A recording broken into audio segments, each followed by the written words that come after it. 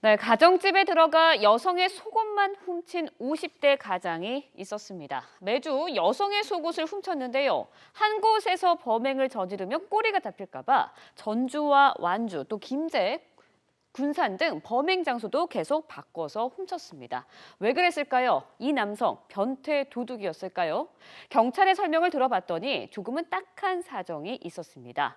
이 남성은 얼마 전까지만 해도 건설업 관련 사업체를 운영한 사장님이었습니다. 그런데 사업이 부도가 났고요. 부인과 이혼을 하고 이후 일용직 노동 일을 하면서 힘든 생활을 이어가다 답답한 마음에 점집을 찾았습니다. 그런데 무속인이 여성의 속옷을 훔쳐 입으면 로또에 당첨이 돼서 재기할 수 있을 것이다 라고 말을 했습니다. 이 말을 그대로 믿은 남성, 결국 절도범이 되고 말았는데요. 지금 함께 이야기 나눠보도록 하겠습니다. 예, 류지연 앵커가 지금 말씀을 드렸는데요. 황 의원님, 이게 군 쪽에서도 이런 속설이 있죠? 예? 저는 이제 실제로 본 게 이제 90년대 후반에 소위 말하는 제2차 체첸 전쟁을 갔더니요. 네. 난리가 나 있는 거예요, 러시아군이요. 왜 난리가 나 있냐면은 어떤 속설이 있었냐면은 처녀의 그 팬티를 입으면은 입고 전쟁에 나가면은 총알에 안 맞는다. 아. 근데 뭐 그게 왜 퍼졌는지 모르지만 이게 퍼지니까 뭐 서로 이제 연락을 해갖고 뭐 여동생 팬티를 보내달라 그래서 보내주고 그랬는데 뭐 그럼에도 불구하고 전사들을 하더라고요. 근데 전사를 하는데 뭐 이제 이게 좀 재밌다면 너무 가혹한 얘기인데요. 사실은 현재 전쟁터에서 전사할 때 소총탄을 맞고 죽은 확률은 현대전에서 약 15%에서 22% 정도를 잡습니다. 예. 그러니까 이 확률이 그러니까 죽은 사람을 놓고 이런 해석도 하는 거예요. 그러니까 자꾸 믿고 싶은 것만 믿는 거죠. 그거 봐라. 이 사람이 전사에서 소총탄 맞고 죽은 게 아니라 폭탄 맞고 죽었다. 소총탄은 피해가더라. 자꾸 이제 그리고 자기 심한 합리화성. 얘기를 하면 요게 이제 편이 뭐지만 또 뭐 만약에 소총탄 맞고 죽었으면은 처녀걸 입어야 되는데 아니었던 것 같다. 뭐 이런 해석을 하면서 끝까지 그걸 믿는데요. 왜 그게 그랬는지 이제 공포 때문에 어디에 의존하고 싶어서 그렇게 네, 되는 그리고 거죠. 한 번 믿으면은 자꾸 그것만 합리화하면서 끝까지 다른 사실이 나타나도 끝까지 그걸 믿더라고요. 근데 사실은 팀장님 이런 사건 보신 적 있으세요? 현직에 있을 때? 뭐 사실 많죠. 예를 들어서 그 우리나라도 이런 미신 있죠. 예, 있습니다. 예. 그 도둑을 주로 업으로 하는 사람들이 이제 미신이 있는데 그게 이제 소위 말하면 그런 어떤 잘못된 도둑이다. 잘못된 믿음이죠. 예. 그런데 예를 들어서 여성의 그 빨간 속옷을 입고 다니면 절대로 붙잡히지 않는다.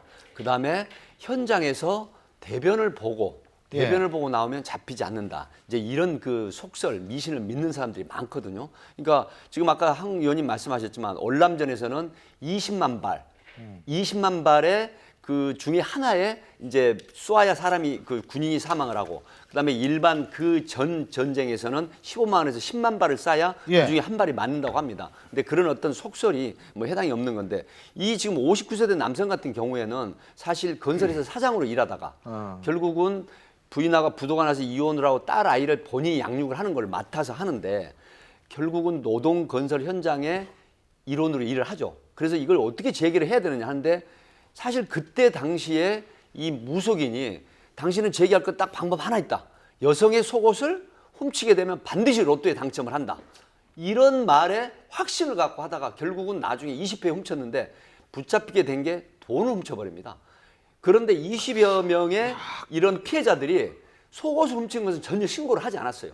근데 그래서 이게 안 잡혔고 돈이 없어진 걸 도난당을 신고를 하는 바람에 결국 돈 훔쳐서 잡혔는데 이 속옷만 훔쳤으면 정말 안 잡혔을 이런 상황이 돈 훔쳐서 잡힌 겁니다. 근데 이게 결국은 이 무속인은 그러면 범죄를 사주하게 된 어떻게 이거 법률적으로 그런 거 아니에요? 엄밀히 따지면 예. 그렇게 보일 수도 있는데요. 저는 그렇게 적용되기 어렵다고 보이는 게 이거는 이 교사범이라고 하죠. 범죄를 사주하는 교사범이라고 하는데 범죄를 저지르라고 불러 일으킬 만한 어떤 내용을 아니 속옷을 훔쳐 입으면 훔쳐가 이게 절도 근데 아니에요? 이런 정도는 제가 말씀드리고 하는 게 예. 뭐냐면 믿은 사람이 잘못이죠.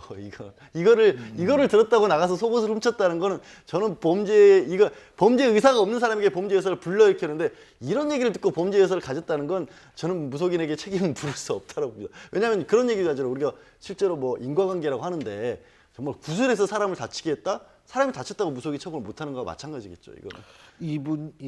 이 사람이 지금 구속된 건가요? 아닙니다. 그러면? 불구속 입건이 불구속 됐습니다. 입건. 네. 다른 그 이 전력은 정도면 없고 그런 게 그다음에 그 없으니까. 행위 자체가 불법 영득의 의사라기보다는 로또를 맞을 수 있다. 그래서 여성이 속옷을 입으면 맞을 수 있다라는 측면 때문에 그래서 결국은 경미한 사안으로 보고 불구속 입건을 했습니다. 로또를 당첨하기 위해서 그러니까 지금 속옷을 훔쳤다는 그 자체가 일종의 불확실성이 있으니까 뭔가 잡고 싶은 지푸라기를 그렇죠. 잡고 싶은 심정 때문에 예. 그런 거 아니겠습니까? 따지고 보면 정치인들도 약간 이런 속성이 있거든요. 그러니까 예를 들면 이 특정 색깔의 속옷을 입는다든지 특정 색깔의 넥타이를 매면 다음에 당선된다. 좋은 날이 홍준표 간다. 지사 말씀하시는 거 아니에요? 참 누구라고 꼭 지어서 말씀 안 드리겠습니다만.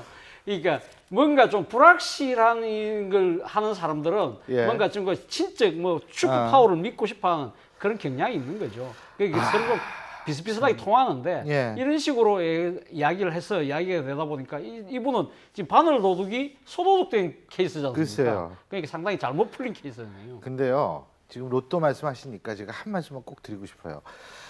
요새 젊은이들이 로또를 굉장히 많이 삽니다. 이 젊은이들이 로또를 사는 이유, 우리가 정말 이거 고민해야 되는 거 아닌가요?